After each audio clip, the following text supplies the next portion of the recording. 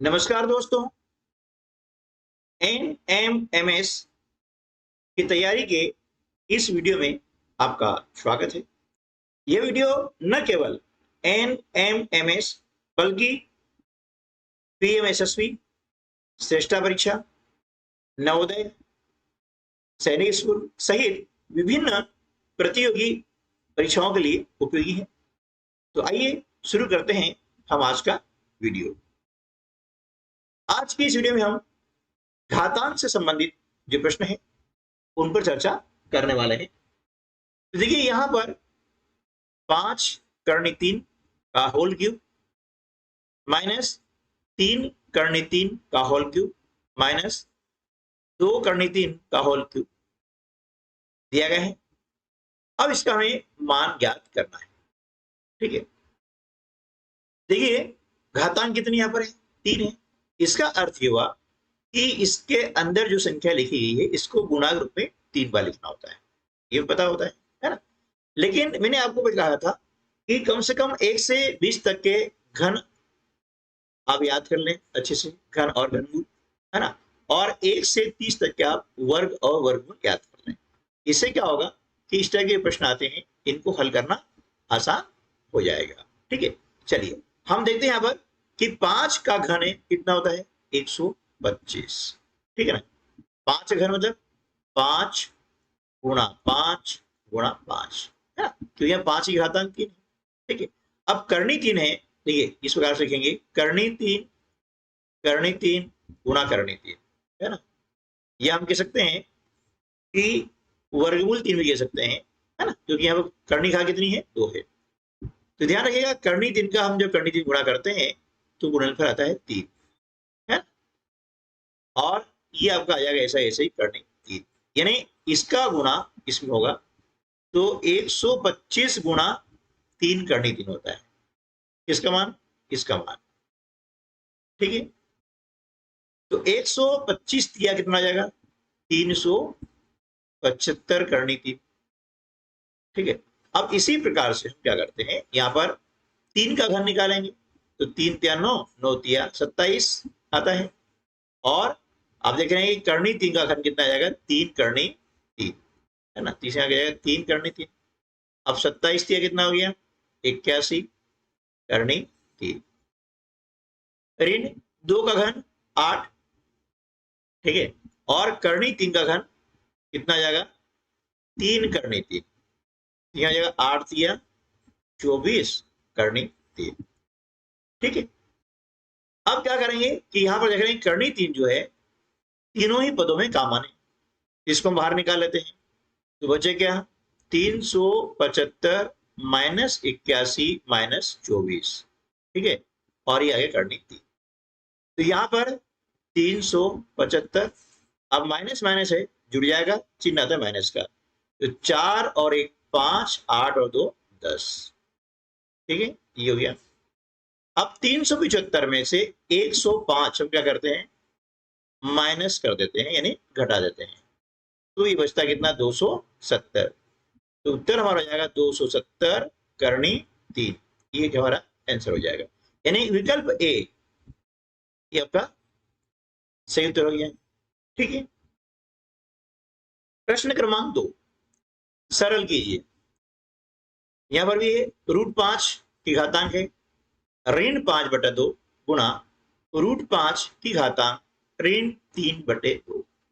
ठीक है, अब देखिए पिछले वीडियो हमने सीखा था कि जब किसी की घातांक ऋणात्मक होती है और उसे हमें धनात्मक करना होता है तो उसका जो आधार है उसका हम गुणन प्रतिलोम करते हैं, है ना। गुणन प्रतिलोम यानी जो अंश है वो हर बन जाता है और हर क्या बन जाता है, अंश, जिसका बटा कुछ नहीं मतलब 1 होता है। तो देखिए इसका हम जब गुणन प्रतिलोम करते हैं तो क्या जाएगा, 1/ऋण 5 की घातांक 5/2। ठीक है, इसी प्रकार से ये हो जाएगा 1/ऋण है ना करनी 5 है ना, 1/करनी 5 या √5 कह सकते हैं, है ना, की घातांक 3/2 आ गया। ठीक है, अब घातांक का नियम क्या हमारा, घातांक का नियम यह है कि यदि आधार समान हो और गुणा की क्रिया हो, है ना, ये पहले पढ़ चुके हैं। आधार समान हो और गुणा की क्रिया हो तो घातांक के आपस में जुड़ जाती है। ये नियम आप ध्यान रखिएगा, है ना। घातांक का नियम है कि जब आधार समान हो और गुणा की क्रिया हो तो घातांक के आपस में जुड़ जाती है। हम देख रहे हैं यहाँ पर दोनों के आधार कैसे हैं, समान है और गुणा क्रिया हो रही है ना। इसका अर्थ क्या हुआ कि ये जो घातांक का नियम है यहाँ पर लागू हो रहा है, अप्लाई हो रहा है ना, कि जब आधार समान हो और गुणा क्रिया हो तो घातांक के आपस में जुड़ जाती है। तो इसी नियम का हम यहाँ पर प्रयोग करेंगे और लिखेंगे 1/√5 या करनी 5 घातांक के जुड़ जाएगी, यानी 5/2 धन 1/2, ठीक है ना। अब आधार तो आपका वही रहेगा फिलहाल, है ना। अब देख रहे हैं कि जब यहाँ पर भिन्नों को जोड़ हम करते हैं, है ना, ये पहले सीख चुके हैं कि इनके हर समान होते हैं तो अंश जुड़ जाते हैं ऐसे ही। तो 5 और 3 क्या हो गया 8, 8/2, इसको हल कर सकते हैं, 2 चौके 8, यानी घातांक कितने हो गई 4 हो गई। क्या उत्तर आ रहा है, नहीं आ रहा है, आगे करेंगे, है ना। तो ऐसा उत्तर भी यहाँ विकल्प में दिया जा सकता है। खैर नहीं है कोई बात नहीं है, आगे बढ़ते हैं। हम जानते हैं कि घातांक कितनी है 4 है, तो आधार को 4 बार गुणा के रूप में लिखना होता है। तो क्या करेंगे 1/5 गुणा 1/5 गुणा 1/5 गुणा 1/5। अब ध्यान रखिएगा, ये जानते हैं हम कि करनी जो समान करनी होती है, करनी का समान होती है, जिसे करनी 5 गुणा करनी 5, जिसका गुणा करते हैं तो इसका गुणनफल 5 आता है, ठीक है। करनी 2 का गुणा करनी 2 करते हैं तो गुणनफल 2 आता है, ठीक है। तो देखिए यहां पर हम देखते हैं 1 के गुणा करते हैं, 1 में 1 आता है इस प्रकार से। अब करनी 5 से गुणा हमने किया, करनी 5 में कितना आया 5। इसी प्रकार से करनी 5 से गुणा करते करनी 5 में ये भी 5 आता है। तो यहां पर उत्तर क्या जाएगा 1/25, 5 गुणा 5 हो गया 25 आ गया, यानी देख रहे हैं विकल्प में बी विकल्प हमारा सही है, ठीक है। यदि ऋण 3 की घातांक m/1 गुणा ऋण 3 की घातांक 5 बराबर ऋण 3 की घातांक 7 है, तब m का मान क्या होगा। ठीक है, देखिए इसको कैसे हल करते हैं। ऋण 3 है और इसकी घातांक है m/1, ठीक है, गुणा ऋण 3 की घातांक m बराबर ऋण 3 की घातांक 7, ये हमें दिया हुआ है और m का मान ज्ञात करना है। हम जानते हैं कि जब आधार समान होते हैं, है ना, आधार समान होते हैं और गुणा की क्रिया होती है इस प्रकार से, है ना। आधार समान हो और गुणा की क्रिया हो तो घातांक के आपस में जुड़ जाती है, ये हमारा घातांक का नियम है, ठीक है। आधार वही रहता है और घातांक के आपस में जुड़ जाती है, ये क्या हो गया हमारा घातांक का नियम, ठीक है। अब हम देख रहे हैं कि यहां पर दोनों के आधार कितने हैं, ऋण 3 है और गुणा की क्रिया हो रही है, यानी यह नियम यहां लागू हो रहा है। तो जब आधार समान हो और गुणा की क्रिया हो तो क्या करेंगे, घातांकों को जोड़ देते हैं। क्या करते हैं, घातांकों को जोड़ देते हैं। कब, जब आधार समान हो और गुणा क्रिया भी हो, यानी दोनों शर्तें एक साथ लागू होना चाहिए। यदि यहाँ धन आ जाएगा तो फिर ये नियम लागू नहीं होगा, ध्यान रखिएगा। तो इसको इस पर लिखेंगे ऋण 3 की घातांक m/1 धन 5, ठीक है, बराबर ऋण 3 की घातांक 7। अब हम हल करते हैं तो m/5 और 1 6 बराबर ऋण 3 की घातांक 7। अब घातांक का अगला नियम क्या है कि दोनों पक्षों में, देखिए दो पक्ष है, ये आपका लेफ्ट हैंड साइड है और ये राइट हैंड साइड है, यानी बायां पक्ष और दायां पक्ष। जब दोनों पक्षों में आधार समान हो, आप देख रहे हैं यहाँ आधार कितना है ऋण 3 है और इस पक्ष में भी आधार ऋण 3 है, क्लियर। जब दोनों पक्षों में आधार समान हो तो घातांक के भी समान होती है। आधार कितने हैं ऋण 3, यहाँ पर अगर ऋण 3 है तो जब आधार समान है तो घातांक के भी समान होगी, ये नियम है। तो यहाँ क्या हो जाएगा m धन 6 बराबर 7, यानी ये घातांक दोनों समान होगी यानी बराबर होगी। तो m बराबर कितना आ जाएगा 7 ऋण 6, 7 में 6 घटाते हैं 1 आता है ना। तो विकल्प डी इस प्रश्न का सही उत्तर होगा। ठीक है,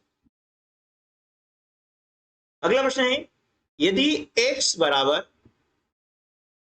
2 सही 93/125 की कर्णिघात 3 है, तब x का मान क्या होगा। ठीक है, यहां पर दिया है x बराबर 2 सही 93/125 की कर्णिघात 3, इस प्रकार से। तो ऐसे प्रश्न में क्या करेंगे, सबसे पहले जो ये मिश्रित भिन्न है इसे हम बदलेंगे विषम भिन्न में। कैसे, देखिए, अब 2 सही 93/125 है, तो क्या करेंगे, ये जो हर में संख्या है इसका गुणा करते हैं पूर्ण संख्या में, यानी 125 का गुणा हम किसमें करेंगे, 2 में करते हैं, यानी जो पूर्ण संख्या है। और इस गुणनफल में जो अंश वाली संख्या है इसको हम जोड़ देते हैं। ठीक है, बटे जो हर में संख्या है वह हम यहाँ पर लिख देंगे। क्लियर, तो 125 में हम 2 का गुणा करते हैं, कितना आता है 250 धन 93/125। अब इनको क्या करेंगे, जोड़ देंगे, तो 3 आगे 25 और 9 34, ये हो गया 343/125। ठीक है ना, तो x बराबर क्या हो जाएगा, ये कर्णिघात 3 है, 343/125।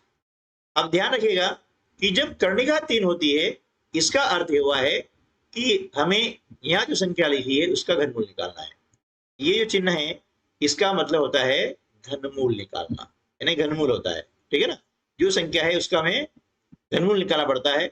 अब यहाँ पर संख्या क्या है 343 है, इसका घनमूल कितना हो जाएगा, है ना, वो लिख देंगे, और 125 का घनमूल कितना आ जाएगा वो लिख देंगे। ठीक है, तो हम जानते हैं कि 343 का घनमूल होता है 7 और 125 का घनमूल होता है 5। ठीक है, कैसे, अब देखिए इसके दो तरीके हैं, दो होते हैं। तो एक तरीका होता है अभाज्य गुणनखंड वाला। ठीक है, 7 का हम बाहर आते हैं, 7 चौके 28, है ना, 7 चौके 28 बचा कितना 6, 7 9 63। अब घनमूल में क्या करते हैं कि समान अभाज्य गुणनखंडों के हम 3 के समूह बनाते हैं और उस समूह में से एक गुणनखंड बाहर निकालते हैं। ठीक है, यदि एक से अधिक गुणनखंड बाहर निकलते हैं तो उनका आपस में गुणा कर देंगे, तो वही गुणनफल दी गई संख्या का घनमूल हो जाता है। इसी प्रकार से 125 है, इसके भी हम निकालते हैं अभाज्य गुणनखंड, है ना, आप जानते हैं। अब यहां पर भी वही होगा कि समान अभाज्य गुणनखंडों के 3 के समूह, समान अभाज्य गुणनखंड ध्यान रखिएगा, है ना, और इस समूह में से एक जो अभाज्य गुणनखंड है वो बाहर निकाल देते हैं। ठीक है, एक से अधिक है तो उनका आपस में गुणा कर देंगे। आप देख रहे हैं यहाँ पर 7/5 कहीं पर भी नहीं है, इसका अर्थ क्या हुआ कि इसे बदलना पड़ेगा मिश्रित भिन्न में। कैसे बदलेंगे, अंश में हर का भाग लगा दो, अंश कितना है 7, हर कितना है 5, तो 5 का भाग लगाया हमने, 5 एकम 5, 7 में से 5 घटाते हैं 2 बचता है। तो यहां पर अब जो मिश्रित भिन्न क्या बनेगी, 1 सही 2/5, क्या बनेगा 1 सही 2/5। अब देखिए विकल्प में कहा है, तो 1 सही 2/5 विकल्प बी में है, इसलिए विकल्प बी इस प्रश्न का सही उत्तर होगा। ठीक है, छठा प्रश्न है, ऋण 2 का वर्ग और इसकी घातांक भी है ऋण 5 गुणा 5 की घातांक 0 का मान क्या होगा। अब देखिए इसे कैसे हल करेंगे, ऋण 2 है, इसकी घातांक 2 है, घातांक 2 को हम वर्ग भी कहते हैं, और इसकी भी घातांक है ऋण 5 गुणा 5 की घातांक 0। अब देखिए यहां पर भी घातांक के नियम काम करने वाले हैं। हम देख रहे हैं कि ऋण 2 घातांक कितनी है 2, और इसकी भी घातांक है ऋण 5, तो हमारा नियम क्या है कि जब किसी संख्या की घात की भी घात हो, है ना, इसे x घातांक m है और इसकी घातांक n है ना, तो जब घात की भी घात हो तो इन घातांकों का आपस में गुणा होता है। ठीक है, इस प्रकार से। तो देखिए ऋण 2 की घातांक कितनी है? 2 है। इसका गुणा होगा इसमें भैया ऋण 5 होगा। तो घातांक की भी घातांक होती है तो इन घातांकों का आपस में गुणा हो जाता है। दूसरा नियम क्या है? देखिए कि संख्या कोई सी भी हो, यदि इसकी घातांक 0 है तो उसका मान हमेशा 1 होता है। अब 5 की घातांक 0 है, इसका मान 1 हो जाएगा। अब चाहे वो 1000 क्यों न हो, यदि 1000 है और इसकी घातांक 0 है तो इसका मान भी 1 होगा। चाहे वो संख्या 525 बटे 945 क्यों ना हो, इसकी घातांक भी 0 है तो इसका मान भी 1 हो जाएगा। कहने का अर्थ यह है कि घातांक 0 होने पर आधार कुछ भी हो उसका मान हमेशा 1 होता है। क्लियर? चलिए अब 1 का गुणा करेंगे किसी संख्या में तो संख्या वही आती है। तो यहां पर देखना होगा कि ऋण 2 की घातांक कितनी हो गई? 2 का गुणा करते हैं ऋण 5 में तो यह हो जाएगा ऋण 10। अब हम पहले सीख चुके हैं कि जब घातांक ऋणात्मक हो, है ना, तो इसे धनात्मक करने के क्या करेंगे? जो आधार है इसका हम गुणन प्रतिलोम करेंगे। या ऋण 2 बटा 1 बटा कुछ नहीं मिला 1 है तो इसका गुणन प्रतिलोम हो जाएगा 1 बटा ऋण 2 और इसकी घातांक हो गई 10। अब इसे 10 बार लिखना है। ठीक है, कितनी बार लिखना होगा? आधार को 10 बार लिखना होगा। एक बात और है कि यदि यहाँ पर चिन्ह आपका ऋण है और इसकी घातांक सम है, घातांक क्या है? सम है। हम जानते हैं कि 10 जो है सम संख्या है, तो कोई भी संख्या ऋणात्मक है और उसकी घातांक यदि सम है तो उत्तर हमेशा धन में आएगा। ठीक है, और घातांक यदि विषम है तो उत्तर ऋण में आएगा। तो ध्यान रखिएगा कि इसका उत्तर तो धनात्मक होगा ही होगा। अब यहाँ पर 1 बटा 2 गुणा 1 बटा 2 इस प्रकार से हम लिखना होगा 10 बार। कितनी बार? 10 बार, है ना।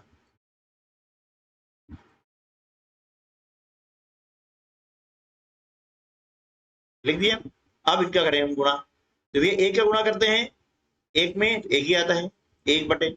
अब 2 दूनी 4, 4 दूनी 8, 8 दूनी 16, 100 दूनी 32, 32 दूनी 64, 64 दूनी 128, 128 दूनी 256 और 256 दूनी 512 और 512 दूनी 1024। यह आपका उत्तर आ जाएगा। ठीक है, तो 1 बटे 1024 कहां पर है? विकल्प सी में, इसलिए उत्तर विकल्प सी हमारा सही हो जाएगा। ठीक है, ये ध्यान रखिएगा। तो उम्मीद है कि आज के वीडियो में हमने जो कंसेप्ट सीखे हैं वो कंसेप्ट आपको अच्छे से में आ गए होंगे। यह प्रश्न विभिन्न प्रतियोगी परीक्षाओं में पूछे जाते हैं और उन पर आधारित वीडियो हमने आपको प्रस्तुत किया है। मिलते हैं अगले वीडियो में ऐसा ही कुछ और प्रश्नों के साथ में। तब तक के लिए नमस्कार, जय हिंद।